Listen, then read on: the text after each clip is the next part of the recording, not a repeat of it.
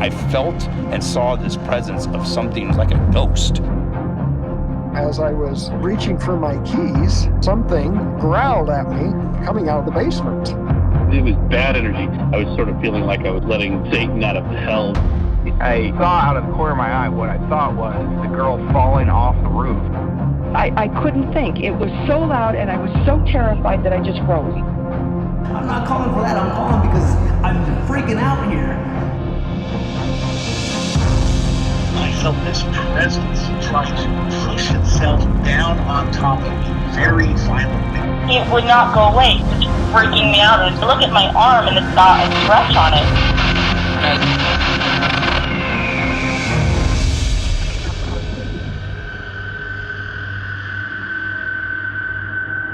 Welcome everybody to Ghost of Greystone Beverly Hills. My name is Clete. I'm Chris. And we are those Keith brothers, and I can't tell you how excited I am today. Big show. I've been waiting for this show.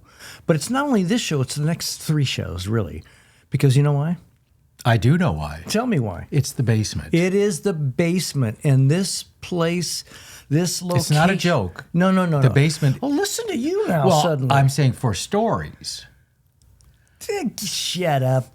Listen, this place in the basement, I've had my own, I really don't want to go into that in this show, by the way. It was a horrible day for me, but we're going to go through it. It's a good day. No, it was a good day. Not a good day.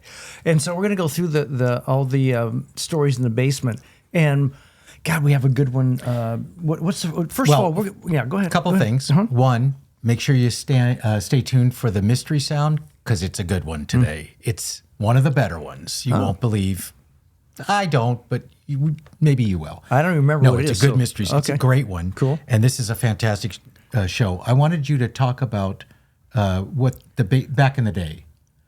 In the early days of the basement? Yeah, about the location back in the day where it looked like horror movie location. Or whatever. But just so you know, on this episode, there's going to be physical attacks, poltergeists, and sounds. Yeah. So that'll all play into this. So okay, back in the day with the washing machine, all that kind of stuff. Yeah. So when I was working there, I started in '98. The place was just in shambles down in the basement. It was like a lot of it was just storage and old doors that had been taken off, or if AFI had moved things around, they were asked to please keep what you take down. And so a lot of that stuff, they just dumped it in the basement, literally dumped it in the basement. When I was there, the long hallway down the basement had stuff piled up inside. It was a mess. But along with that, they had the actual, back in the day in 27, they had a washing machine, which was like, state of the art then. You should see it. It's just like, it was like a barrel.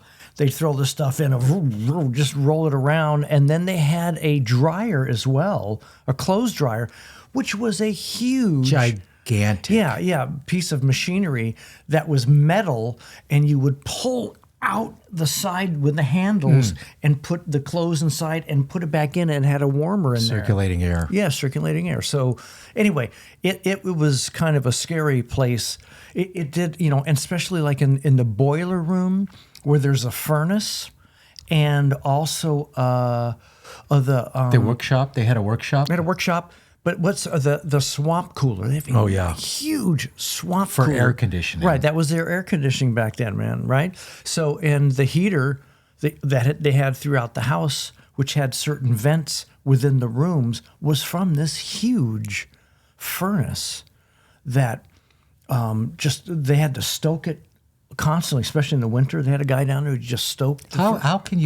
How can you air condition a 46,000 square foot home with swamp coolers? Very carefully. You have to know what you're doing. You have to probably be from Florida. You got to figure it out. Swamps. Just a thought. First segment. Yeah. This one happened at Halloween time. Oh. This is Brigetta. Okay. Let me just give you. We'll jump into her conversation. Let me just give you a little background to all this. So we know how the city feels back then we weren't really supposed to talk too much about the murders. We weren't supposed to talk about hauntings and all that stuff, right? Then it became a thing. There's still those today who don't want to talk about it. Yeah. That's their prerogative. For us, during, like, let's say 2008 to whatever, we had, the city came to us, the ranger program, and said, we're not doing a design show this Halloween. Why don't you do a Halloween tour? Now imagine that. Where today is like, don't talk about it. It's like now it's back then, and this was the city. You know, it was probably, well, I won't say his name, but it was the head of our division. And it was, we went, you want to do that? And yeah, okay. And listen, we being myself and the Rangers, and know at that time, we knew, but we know that this place is haunted, right? And they're suggesting, let's do a tour. We're like, okay, things could happen. But, people signed releases, and to the point where we also, and I still have some of those photos, we also have photos of, it was Steve Clark and Dan Hernandez, my buddies who were running the whole tour of that. And I was there, but it was their gig. And at the top parking lot, they had these big, I think it was like iron tubs or metal tubs that they put wood and stuff in and charcoal and everything. They had a fire going at the top parking lot, and they roasted marshmallows. Oh my gosh! Yeah, so it sold out immediately. So, but people, and they gave them sticks, and everybody was, and Steve was telling stories of the ghosts. That's where we were. It's not like we're hiding anything. That's the way it was, and that's the way it is. It is a haunted location that's beautiful and does have events and weddings, whatever. Yeah. So yeah. Sorry. The interview, Brigetta. Yeah. So and their friend Katie. Yeah. So they signed up for the tour, and Katie and Brigetta came on the tour, and again, just one of the major themes of this show is about people that have the gift. And Brigetta definitely had the gift. She's known to have the gift. I think she even has her own podcast, possibly, and talks about the gift. So, and hauntings and scary stuff like that. So she came in, and so she came in, she did the tour. We're going to tell you what happened on the tour. But my interview with Brigetta and Katie, I lured them back. All right. Very evil. I'm not person. evil. This is for you. This is not for me. I didn't want to do it, but I had them come back to bring them into the house. Now, Brigetta didn't want to come into the house, and Chris talked her into coming in. Come inside. I didn't talk her into it. Oh, you didn't? Oh, I did not. You did. You said everything's going to be fine. But you did say, if you feel anything or you need to get out, just tell me, we're out. There you go. See? I'm not that evil. Okay. So anyway, I wanted to get her back in the house so that she could feel what happened to her that night, which we'll go into. Our first part of the conversation, she stepped inside the servant's door, which is right outside the new kitchen.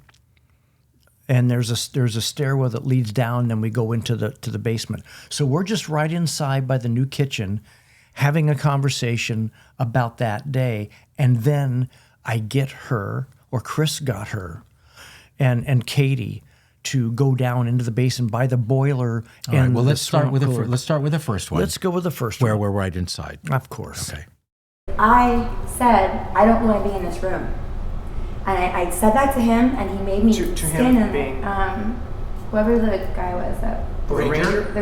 I don't like it in here. I don't want to be in there. He's like, you have to be in here. I'm like, I don't want to be in here. I don't like over here. I don't know why. I don't like what's over here. And I could just feel this heavy energy over in this area.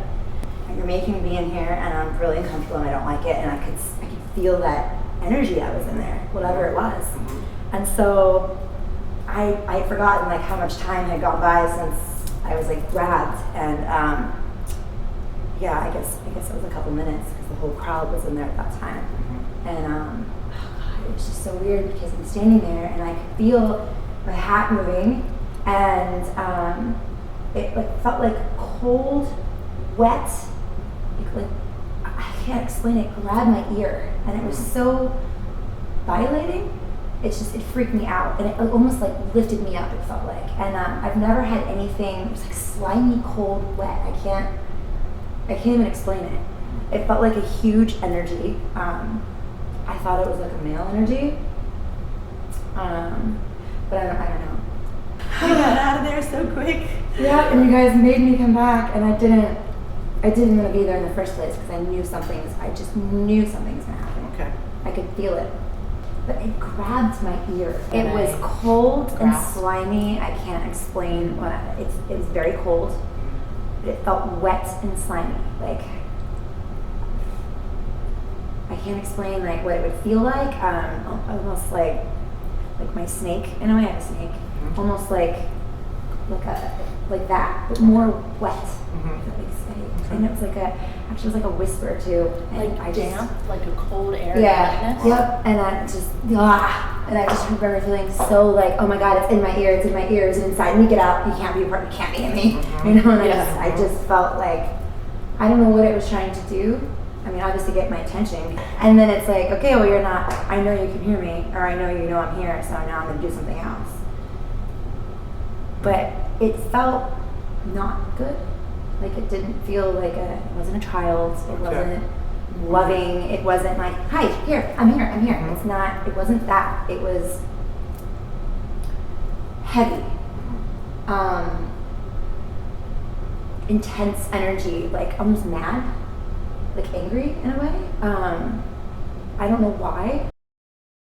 Is that the greatest? And we're not done with her. No. And so let me set up to you what she was wearing that night. For the tour, she had like pants on or whatever, but she had a hoodie and a baseball hat. So the baseball hat's on, the hoodie's over the baseball hat, and she's coming in there, and what she had mentioned was that everybody moved into the boiler room. Well, that's before that. Yeah. Before that, we have that other piece well, I'll just play it. Okay. It's before we start into the other section. Okay, let's just do that. Okay. Yep. I know there was another little boy here that was seen. Okay. In the stairs over here, so. And she feels it's safe. Mm-hmm. There's different levels too, so maybe they're not all on the same plane. That's very true. Okay. That was just after the other one. Yeah. So what I was going to say is that she had a baseball hat on and a hoodie. She didn't want to go in the room. She's psychic. She can feel stuff like that. And that's where she said, I knew I shouldn't go there. I didn't want to go in there. So she tells Dan, I don't want to go in there. And Dan says, as the senior ranger would, I want everybody together. I don't want you wandering outside. We're getting everybody, but I don't want to go in there. You got to go in. You got to go in. So she went in. She stood in the back, and Steve is up. There's a railing that's around the furnace, and Steve is standing there talking about the mansion and what the use of the furnace is and all that. And she is in the background, and you can see her just kind of, yeah. Before you go? Yeah. Yeah, let's listen to this. Well, let's see if you can. Because she says, so I was standing there, blah, blah, blah. Oh, okay. Yeah. So I was standing right here and talking to the ranger, mm-hmm. and I said, I don't like over here. I feel something really weird and heavy over here. And I was like, I told you I don't want to be in here. I don't want to be in here. And he's like, you have to stay in this room. And he made me stay in this room, and you guys are piling in. And that's why I sat here mm-hmm. with my arms folded. Mm-hmm. And I just don't want you to hit this. Thank you. Yeah. I sat here with my arms folded because I was not comfortable being in here after that. And I had that on my mind, and I was listening, but I wasn't listening because I just felt like something wasn't right in this room. Mm-hmm. And there was this energy in there, and then that happened, and then he's talking, and then all of a sudden I felt like my hat move and something on me almost, like it was, and that's when it came in and it grabbed my ear over here, and I felt like almost pulled, and yeah, I ran out. It's so strange. I didn't want you to tip it. I'm sorry, and that's what I do because I get excited, and I know all the stories, and I was there. I had so she freaked and ran, and Dan was at the door to make sure everybody was in the room, and he grabbed her and said, stop running, and held her, and she flipped out. And we actually have that. You have the sound? I have the recording of that when they were down there. When she was there. Okay. Do you want to hear that now? Yeah, we'll see if it translates on this. Okay. It may or may not, but it is the actual recording because Clete had set up his recorder to get that tour. As I always do. As he does because he's ill. But this supposedly is where the fight broke out, and the goat guy was killed down here. And I'm going to get rid of the blockers, I guess. Oh my God. Sorry. You all right?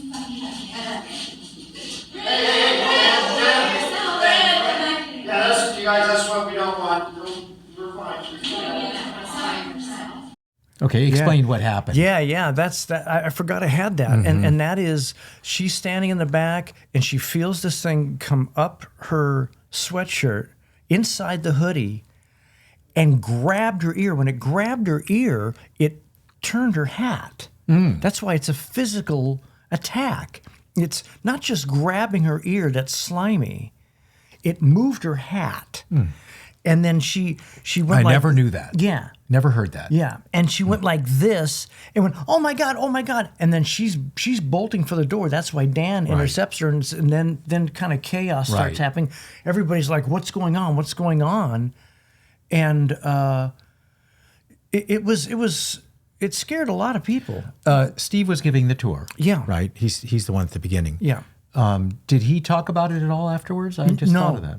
No. It was just like, okay, I think he got everybody out of there. And he probably didn't know what happened. Did he interview her afterwards or talk to her at all? No, he didn't. No. And that's a very good question. I think the only way Steve knew was after watching my video or something. I said, hey, here's what happened to her. Well, he would probably, if I was giving the tour, I would probably think it was, she was just tripping out, getting really spooked out and running. And there were some trippy people on the tour because you sign up because you're into ghosts, you want to see spirits, and some of them are a little off. I mean, because that's the kind of fun they want to have, right? And that's okay. Kind of like yourself, right? So when that happened, it was kind of chaotic, and then Dan was grabbing her, and everybody's going like, "What's going on?" And then they all started, "Oh!" And now she ran out of. Did she run out? She ran physically. She ran to the door, and Dan stopped her at the door. Okay. And then Steve said, "Oh, but that's what we don't want. We don't want people running, because we're reliable for if they get hurt." Right. Okay. So isn't that wild? That's a trippy story. Yeah. Is there any more with her? Or is that it? No, that's it. We go on to wow. Yeah. Isn't that a great story, man? That story, and to get her. That second part where she says, okay, so, and I got her back down into the basement, into the boiler, and she was on edge again. And you can tell, and you can even feel it with her. And she's talking about a little girl. She felt a spirit down there, like there was a spirit down there. So, like a little girl, and I said, well, we've had a little boy in the house. Oh, that maybe it was a boy. Maybe that's what he felt. So we'll get into that later. Okay, wow. Next up, Brennan Knight. That was great, though. Yeah, that was excellent. This took place July 2nd, 1989. Wow. That's a long time ago. So that's, a lot of our audience probably weren't even born then. Dear God, I love you. Don't we wish? The electrical. Yeah. So this, I believe, it was during a party. It was a big party, and I think it was a celebrities party, and Brennan Knight was one of the Rangers, and there was all the cords and things, and they had to run them down. Remember, there was no electrical in the house. That was upgraded in 2008. Yeah, this is way before there was even... Way before. It was dark and creepy. If you had to go down to that basement, you had a mag light, a little light, or a bigger mag light, whatever, but it's not enough, I'll tell you. It's like it sucks that light in that dark. It's really horrible. So he had to go down to the basement, or at least that's what he thought he was going to do. Right. Shall we? Yes. The first floor stairs from the servant's wing to those stairs going down, if it's still there, there's a black metal gate that's locked, and it's a separate key, and it's probably the same key that's been there for 30 or 40 years. That was really creepy because I locked it. It was open, and there was some reason why they needed to be down there, and I can't remember. But anyway, they were out. Everybody's gone. There's cables or whatever. Locked it up, and typical movie, you kind of hear like chain rattling or a clanging noise, and clanking noise, and I'm all the way back to where the kitchen is, and I can hear it. And I turn around and I walk back. Yes, it's unlocked and the gate's open. And I'm like, come on, really? And the thing that stands out in my mind now, and I just got chills thinking about it, the memory, was just that was not a nice person or ghost. It was definitely angry, bad energy. I mean, bad energy. And I was like, I don't know. I really want to go and lock that gate again, right? It's not part of the alarm system. It's not, it's like, and then of course you just self-speak. Okay, just man up and lock the damn thing. There's nobody there, right? So, but it's literally going down those, as you know, it's just kind of a few stairs to turn the corner and go down and lock that. It just took everything I had to get down every stair to go lock that again, and of course, just like in the movies, it's like it's not locking easily, just like trying to get it. So I locked out and got back up there, and man, I was done. Like that was not, and I don't know, who knows? Is this a visiting nasty? Is this somebody having a bad day? I don't know who it was. There was clearly a bad energy, and that thing was unlocked, and I didn't want to have anything to do with it. So that one stands up. And I believe that was during, I believe that was after the James Woods party. And there was just so many people that were being disrespectful to the house that I knew that there was going to be something, and I think that was part of it. I'm just convinced that's the gates of hell right there. I was sort of feeling like I was letting, Satan out of hell there. I mean, it was really dark. It was not a good feeling. Let me just say that I don't think Brennan has the gift, but even if you don't have the gift, you will feel things that the energy, the vibration, the frequency that's put out by the spirit, you will feel that even though you don't have the gift. Unless you're kind of like me, where you've heard all the stories and it can toss you into that kind of way of thinking. When I go down there, I know all the stories, and it kind of starts tripping me out. I don't know whether it's the feel of the mansion or it's just because I know all the stories and it's creepy as sin. I agree with that. I mean, I have gone in the house by myself at night, late at night. Nobody else was in there, just me. And I went, I'm going to do this. I have to do this. And I went in there, and I creeped myself out. Mm-hmm. But for Brendan to say that he had to go down there, and you're in that little area, that area, that little stairwell that you have to go into to get into the basement. Right. I totally believe that you'll feel it, that you would feel something, like he said, it just was a bad energy in there. It's funny because he says it wasn't on like certain parts of the house. It was all alarmed through magnets and things, right? But there were certain areas like down the basement. Well, maybe back then in '89 it wasn't, because later on in the next story it is. Oh, and we'll understand that. But so you have to, as a ranger, you have to make that call. You go, listen, I lock that. I walk away. I hear it rattling. I'm in the kitchen, which is like 40 feet away from the door, if that, to go back down in the basement, and I hear it rattling. It's like there's nobody in the house. You're by yourself. You've got a little flashlight. I wouldn't do. It's nothing's worth doing that. I mean, it's not the job. Nothing. Well, that's what I say. That. So he doesn't want to not lock it, and then the next day the other ranger comes in and says, "Hey, Brennan didn't lock the gate." Right? That's what would happen. They'd say, hey, no, they would. Right? Especially if it was senior ranger, right? Right. So he had to make that choice. Do I go back down and lock it and face Satan in hell, or do I just get the hell out of there? And he was a good ranger. He went back down, and there it was, and it was unlocked after he locked it. That's poltergeist activity in a way, but in all of these, and there are still a bunch to come, for things to move or whatever, it takes a lot of energy There's a story with Steve coming up. It takes a lot of energy to move things. And so some of these spirits, well, they've probably been there, either they've been there a long time, which, Ned and Hugh we know have, but the other, like the demon that's in the attic and in the basement, that we'll find out about in a little while, that thing is not from a human being. It is. Well, we'll see. We'll see. I try. I try. Next interview? What is it? Mr. Hernandez, our buddy Dan.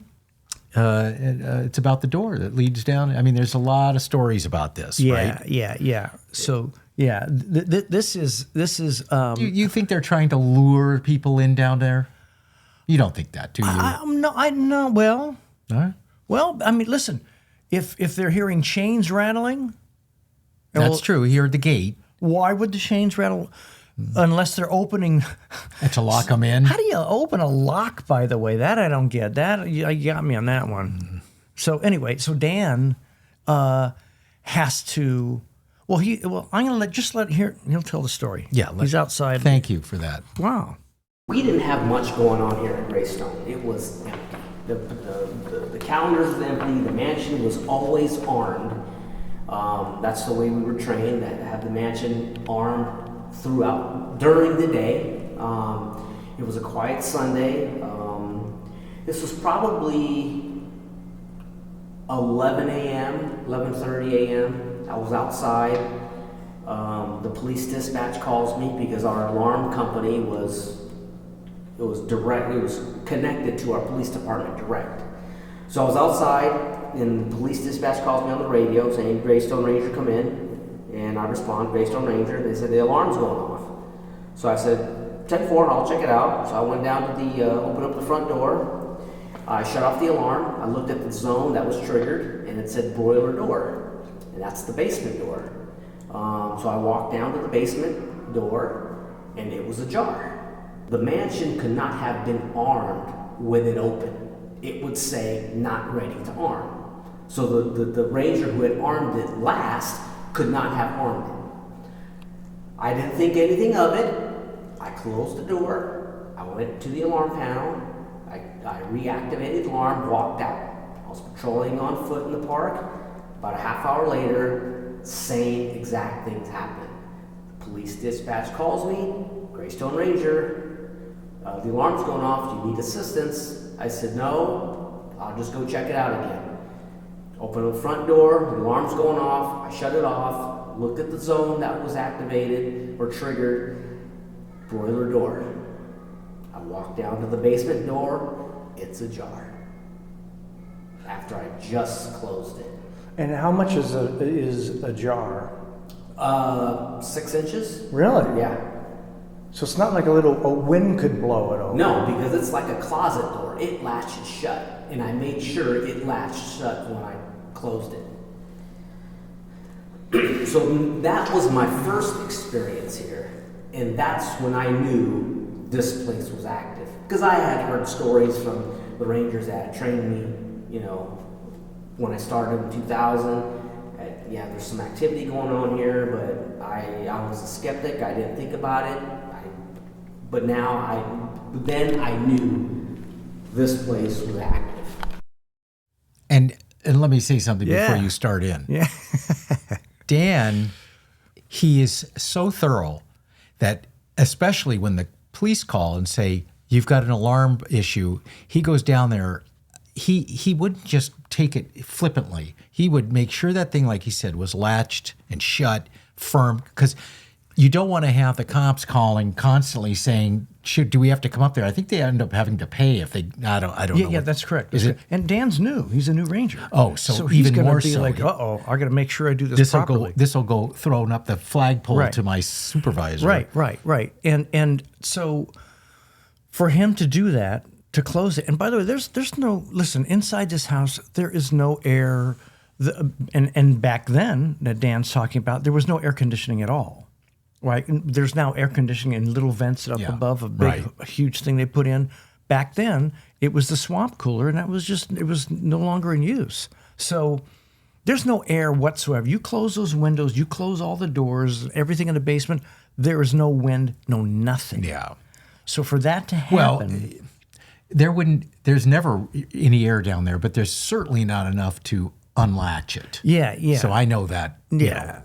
And God, that must have tricked him out, especially, he knew right away. He said he knew it was active. So that was his clue, like, okay, I got it. It's happening. Yeah, Steve had his story, which I don't think it's in these shows, Steve Clark. Yeah. And his thing was, and I don't think I've mentioned it, and his thing was when I first met Steve, which was early, like probably 2000 or 99, he had gone in and put all the, just like Dan, set the alarm. And you're right.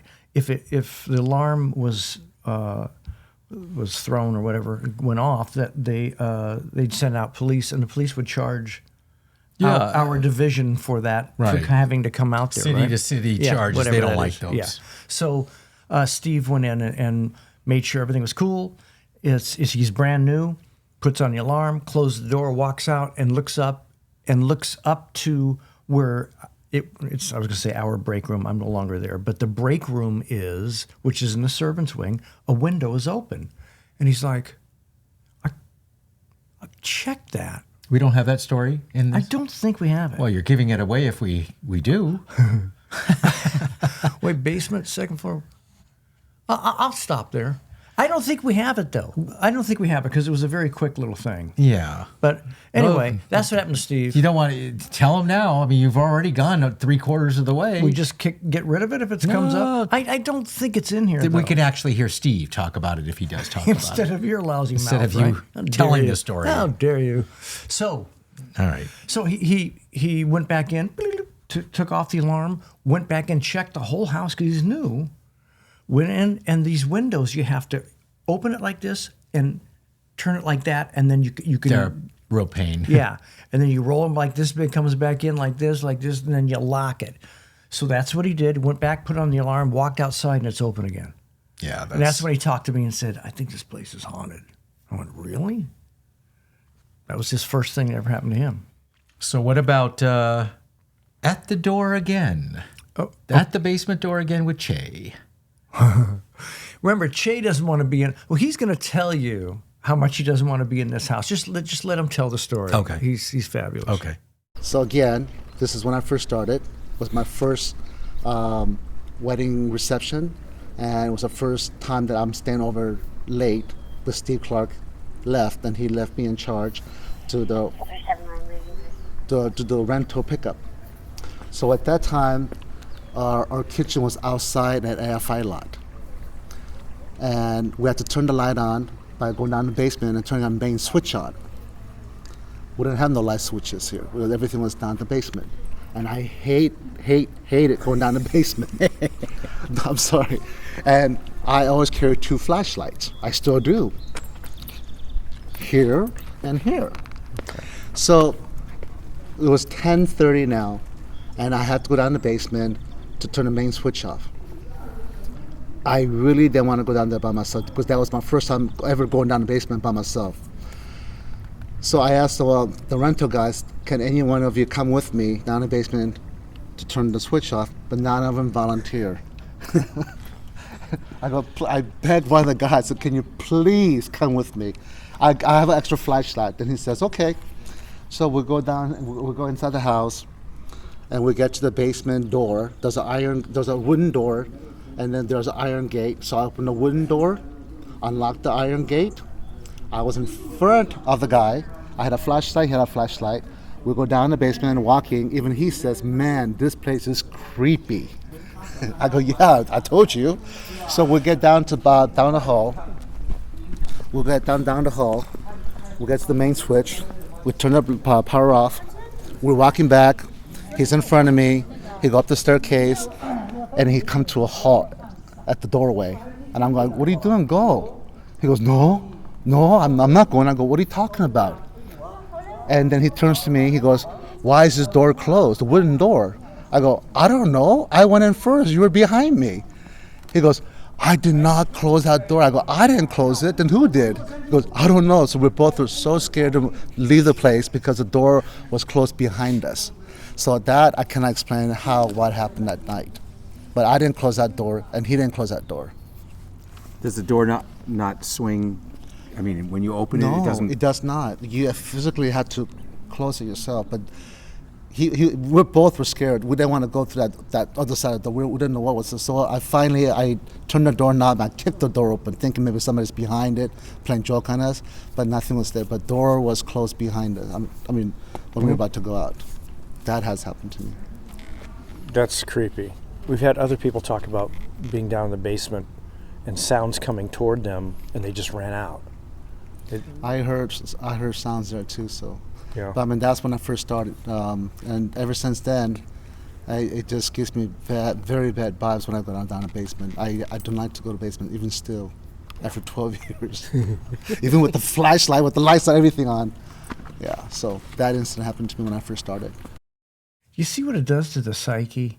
Because not only did that actually happen, so he goes down in the basement and that door closed behind them. And there's that door, and I checked it just for these shows and all that stuff, whether it went and tap it, see if it doesn't do nothing. it. Doesn't do no. So now you've got the psyche of like, I don't want to go down. That just ramps it up, and then you have to work there and go down in that basement at times. You go turn down at that point. Go turn on the electrical for the day and all that stuff, and it's like you just go, God, I don't want to do it. Especially for guys like Che and Chan. I mean, they've had experiences, they see things, they hear things, and they don't want to do anything about it. Yeah. Che and Dan, man, great guys. Yeah, great guys. Yeah. Next up, Mario. Decorated. Yeah. Decorated, right? Yeah, Purple Heart, Silver Star. This guy in Iraq, this guy was, I think he's still working for the city, by the way. Mario, I think you're still working there. I believe he is. Yeah. This is a guy who's seen every kind of threat there is, right? Yeah. He was a decorated hero in the war, and so then he ends up coming. Welcome to Greystone. Welcome to Greystone, my friend. And so he had to work with a guy named Felix, and we'll hear about Felix later on in the show.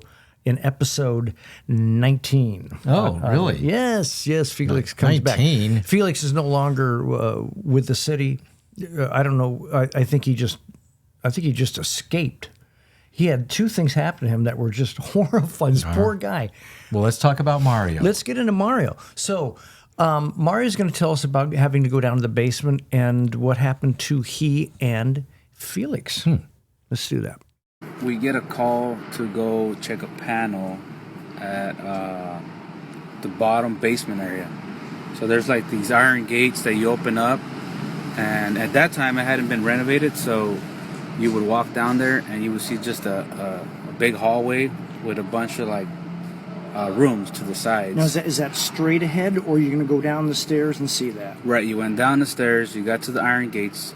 They had a big padlock on it. You would open it up. You would walk down and hang towards the right, and you would see this huge hallway. We make it down, and then we hang a right where the old panel was at. So we get in there, we turn the light on, and one of the guys starts shaking a panel, checking some outlets or whatnot. And all of a sudden, on the far end of the house, we hear this big bang.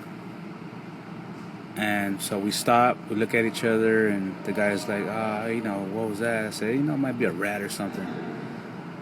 Just go ahead and keep doing what you're doing. All right.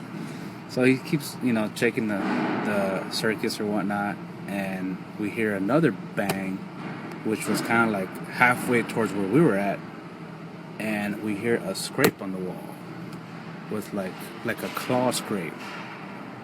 So at that time he's like, you know what? That sounds off, man. Let's get out of here. I was like, you know what? You're almost done. Just go ahead and finish up. So okay. So he keeps on looking at the panel. We're there for another 2 minutes or so, and after that, right behind the wall where we were standing was just like a loud bang that shook the wall. and it was a huge scrape that you can just hear right behind the wall where we were standing. So we f***ing jump, we look at each other, we're like, okay, now it's time to go.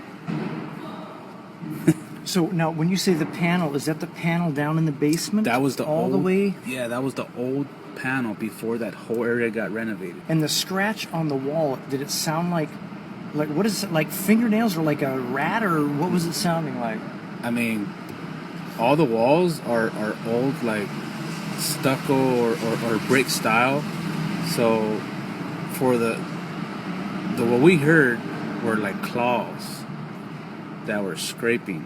It was like on the like a quick claw scrape on the wall. And when you first heard that, what did you think it was? Well, the first bang, you know, like I said, I figured probably something moving around or a rat or something. The second bang with the scrape, I knew that was a little off. But the third time, right behind where we were standing, with that long scraping on the wall, I knew that was totally off. So was that taking place within that little room there with the big panels? Yeah. Okay, that's what I thought. That so on the other side of that panel, yeah, is probably where you heard that bang. Right, directly right behind it. Boy, oh boy. Yeah. Directly. And who was that with you? It was some guy. His name was Felix. Felix. He was old facilities mechanic. And you know, Felix had a thing that happened with he and Alex. Did you know that? Felix, they saw an apparition in the turret of the bowling alley area. Oh, really? An apparition that showed up. So you don't even know that. And Felix flipped out. Yeah, I didn't know so that. He must have flipped out with you. Oh, he was freaked out. He was literally shaking. He was shaking up. I said, you know what? Okay, it's time to go. Grab your stuff and let's get out of here. Claw scrape. Yeah. Yeah. I mean, you awesome? can't mix up a rat with a claw. I No. mean, it must have sounded really real. I mean, how did he use the word claw scrape? Well, if you think, you know, I know the area in which of which Is he's it behind speaking. the fuses and oil fuses? So there is an area now. I think there might be a gate there to block it off, but it's like a stucco kind of wall. Well, remember, this is old. Isn't it behind the huge panel with where you throw the switches for? Yeah. It's behind there, Yes, right? Because there's an opening on the other side, right? Okay. And so it was probably on the cement wall there, and maybe because you said the bang was far away, then it got closer, and then it was behind them. So whatever that bang was, I don't know. And the claw could have been either on the machine on the back side that they're working. It could be on the metal. Yeah. Or on the stucco wall or whatever. Or a rat sliding down. Oh, stop. No? Stop it with the rat. All right. Come on, I'm a claw. I'm trying to explain it. We're 8 shows in and You still have a hard time. I'm Imagine being there when that is happening. And poor Felix, like we talked about later on, you'll hear about Felix again. We kind of tipped it there, but Felix was very jumpy and understandably after all this. So anyway, poor guy. Yeah, man. Is that fantastic though? I mean, listen. We're in part 1 of 3 in of the basement. Yeah, it's fantastic. The basement wild. is my favorite place, not to be. Yeah. To discuss. That's right. Yeah. How about our favorite, our end of the show sound? Oh, favorite weekly sound. Yeah, we're doing something a little different tonight. So, yes. Right? Am I correct? Yes. Yes. So this is not like I'm putting my recorder in. You're hearing a bing, whatever it is, like a whatever it might be. Right. We played something earlier for you with Brigitte. And during that interview with me, and Chris was there also, down in the basement, in the bowels. Can I use that word? Well, okay. You can, but it's not applicable. Well, if you're in the basement, you're in the bowels. It's not preferred. Okay. But we're down in there by the boiler, by the swamp cooler. We're having this conversation. We're going to play the end of this conversation for you again. And then we'll talk about it. Just play that piece. I'm going to play, let me play this, number 9. Let me play this and see if this is the one you're talking about. Okay. There's different levels too, so maybe they're not all on the same plane. That's it. Okay. Now, you heard that. What I want to point out to you now is... Were you listening? They were listening. Okay. Because when we played again, she takes a pause. She goes, they're not all the... And you're going to hear something one more time, and then we'll highlight it. There's different levels too, so maybe they're not all on the same plane. Okay. So... what did you hear it? Yeah. What did you hear? I'll tell you what I heard. When she says that they're not all in the same... Yeah. And that, I was like, wait a minute. When I recorded, I was like, is that me? But I wouldn't be going like, yeah. Like, no. Is that all the same? I go, yeah. You know, it doesn't make sense, right? So that's scary right there. Yeah, they that was been a running out of the frightening house. thing. I'm sorry about that. But I think I played that for, I don't even know if I played it for her. And said, hey, we got a voice. If not, Brigitte, I hope you're out there and you hear this, because that's what happened during our interview. Now, can you just highlight the yeah? Yeah, I'm going to play that again, but this time I'll punch it. I'll actually push it up a notch so you can hear it. Let's see, yeah. And then we'll isolate it. Listen again. There's different levels too, so maybe they're not all on the same plane. Okay. Cool. That's really cool. Can you isolate it? Yes. All right, listen to this. Okay, and then what I try to do is treat it. Let's see if you can hear it better this way. Is that wild? It's not an analog. It wasn't tape. It's a digital recorder. It can't insert anything in a digital recorder unless you're doing it live. One of you guys did it, or it literally is. You were with me. So it was you and myself, Brigitte and Katie. So listen, that's not the first time. There are other ones. I'm just trying to figure it out, but I don't. I know. There's no way. I know, but on the show, you're going to hear other ones too, like with Luz. When she goes up to the break room, somebody comes in. Don't tip it. I'm not going to say it. Okay. And inside the kitchen. Didn't we play that already? Did we do that already? The kitchen? I don't even know, man. Okay. Were Matt and Tim and everybody? Yes. Did we do that already? The Matt and Tim one, yes. Yeah. You know, hello? Yeah. One of those? Mm-hmm. I don't know what to say. It's real. It's real. So, anything you want to say? I want to say one thing to our staff. I want to thank everybody. Who's our staff? You know who the staff is. This is episode 8. Yeah. And the way they've set up their studio for us, we appreciate it. And I know it's a pain to set up, and we have another 12? We have 12 more shows. 12 more shows, and we're going to try to make it to 20. We try to make it to 20. We appreciate you setting up the studio. Yeah. So appreciate it very much. Yeah. Next one, we've already kind of tipped it. Yeah. Basement episode 2. Okay. So the people being touched. This one's a good one. Okay. This one's a good one. These, all three of these. I know. This was pretty good. I know. This was pretty good. I have it written down here. They're touched, rattling of chains, lost and found, and apparitions. Yeah. I mean, it never ends within the home, but in the basement, man. That's where when I started doing the interviews, I was going like, oh, I've got like 30 stories in the basement. Yeah, you know, there's a lot. You know, and these aren't all the stories we have in the book. Not to promote the book, but you're going to hear like all together on these podcasts like 120 stories or something like that, maybe. I was trying to think about how many. No, on our podcast we'll probably have 60 to 80. Okay, there you go. And in the book there are 237. 37. So I mean, if you're into this stuff and you can want to sit and by a light and have a cup of tea and read something that's kind of creepy, this is the book to do. Yep. So anyway, okay. So thank you very much. Yeah. We'll move it along. Thank you very much for tuning in. Make sure you like, subscribe, ring the bell so you can follow us. And if you have any comments, leave them below. If you have any comments that you don't want anybody to see, you can go to our website, ghostsofgreystone.com, especially if you have any experiences up at Greystone. Yeah. Paranormal experiences that you want to share with us. You can either put it in the comments or, like I said, send it to ghostsofgreystone.com and we'll get back to you. You might even make the show. And that's also where the book is located, right? GhostGraceland.com. Yes, right? you can buy the book there too. Yeah, that's awesome. And that's it for this week. Yeah, we want to thank you so much for being here. And I always just remember, one of the things I always remember is just because you can't see it doesn't mean it isn't there.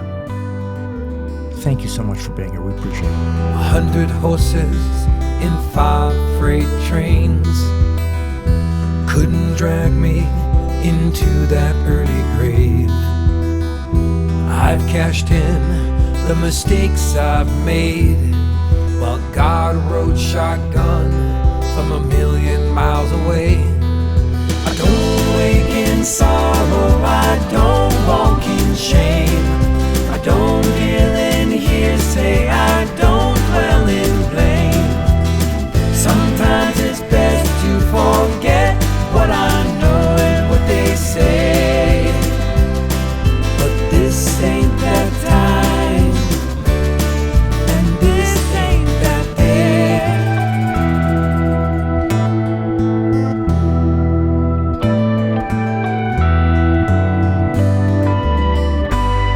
With the heart of a gypsy and the eyes of a child, I walk these fields and let my love grow wild. Filled with fever, I dare my desire. Don't fear the flame, I walk through the fire. I don't wake in sorrow, I don't walk in shame, I don't deal in hearsay, I don't dwell in blame. Sometimes it's best to forget what I know and what they say, but this ain't that time, and this ain't that day.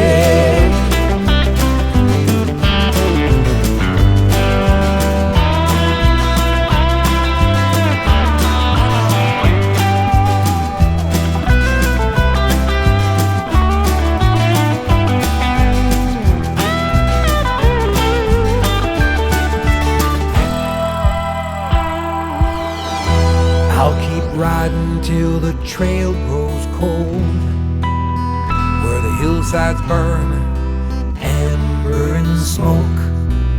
The sheep and the shepherd are lost on different roads, blinded by hate, blinded by hope. I don't wake in sorrow, I don't walk in shame, I don't deal in hearsay,